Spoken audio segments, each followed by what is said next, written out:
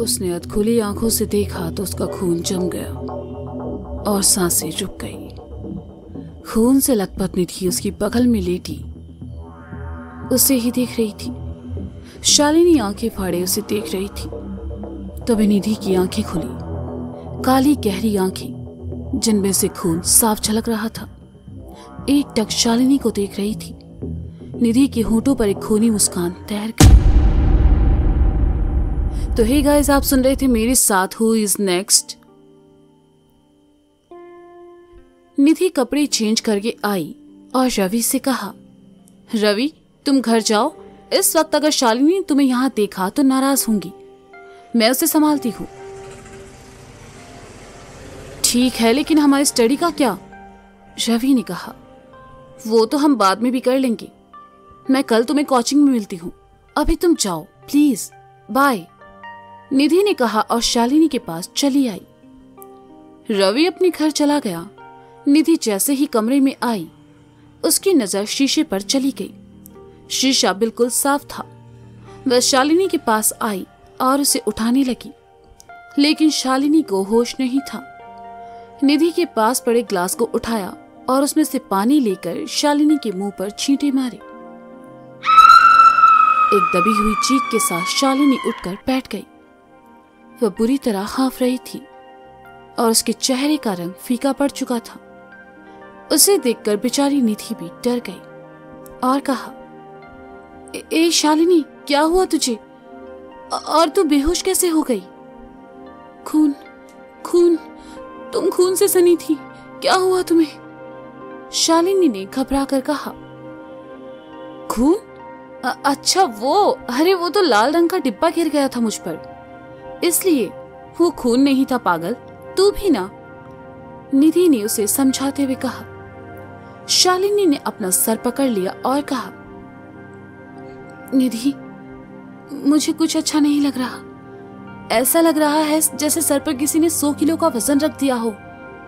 मन बहुत घबरा रहा है। कुछ होने वाला है निधि, कुछ होने वाला है, बहुत डरावना। क्या होने वाला है शालिनी? और ये क्या बोल रही हो तुम? निधि ने जैसे ही कहा, कमरे की ट्यूबलाइट झपकने लगी और फिर एकदम से बंद हो गई। शालिनी और डर गई। उसकी नजर खिड़की के बाहर गई तो उसे काला साया नजर आया। शालिनी की चीख निकल गई तो निधि ने कहा, क्या हुआ शालिनी?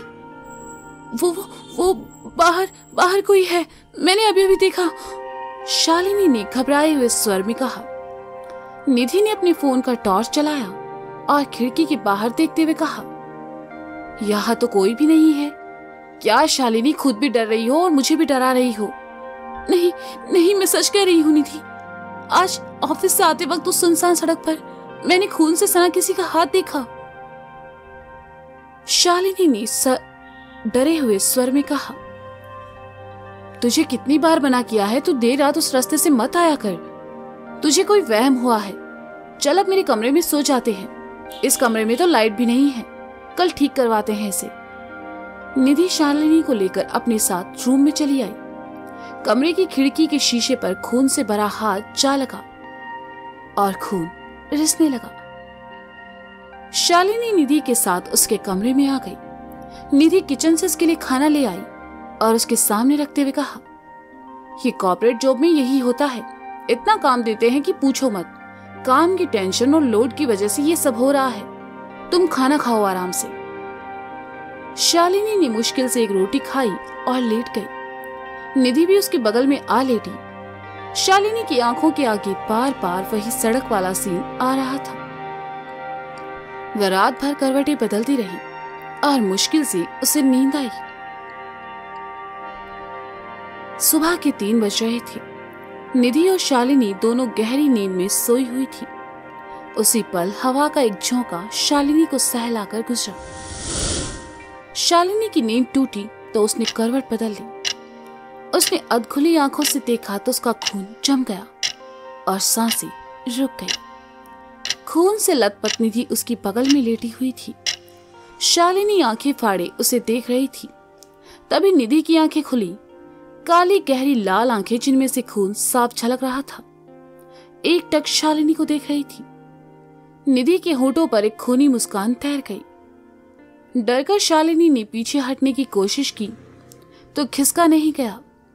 शालिनी ने डरते डरते पलट कर देखा तो खून से लथपथ निधि दूसरी ओर भी लेटे थी और शालिनी को ही देख रही थी। ये देखकर शालिनी का दिल तेजी से धड़कने लगा।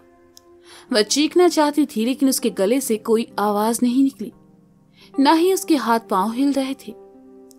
ऐसे लग रहा था जैसे किसी ने उसके शरीर को पूरी तरह से अपने काबू में कर लिया हो। शालिनी ने चिल्लाने की एक नाकाम कोशिश की लेकिन आवाज उसके गले में ही रह गई। वहां एक नहीं 2 निधि थी और दोनों ही बेहद डरावनी नजर आ रही थी। दोनों धीरे धीरे शालिनी के ऊपर झुकने लगी। एक भारी वजन शालिनी को अपने सीने पर महसूस होने लगा। उसकी सांसें दबने लगी और उसे ठीक से सांस भी नहीं आ रहा था। निधि के मुंह से निकलती खून भरी लार आकर शालिनी की गर्दन को भिगा रही थी और जैसे ही निधि ने अपने हाथों से उसकी गर्दन को दबोचा, शालिनी जोर से चीखी। शालिनी ने देखा कमरे में कोई नहीं था, निधि भी नहीं। वह बिस्तर पर बैठी हाँफ रही थी। उसका गला सूख चुका था और आंखों में डर साफ नजर आ रहा था। उसने इधर उधर देखा और फिर टेबल पर रखा पानी का ग्लास उठाकर उसे एक सांस में पी लिया। निधि को वहां ना पाकर शालिनी घबरा गई। उसे आवाज लगाते हुए कमरे से बाहर आई। निधि, निधि कहाँ हो तुम? शालिनी ने धीरे धीरे पढ़ते हुए कहा, लेकिन निधि की तरफ से कोई जवाब नहीं आया। निधि, निधि तुम मुझे सुन रही हो ना? निधि। शालिनी ने फिर आवाज दी और कमरे से बाहर चली आई। उसने सब जगह देखा लेकिन निधि कहीं दिखाई नहीं दी।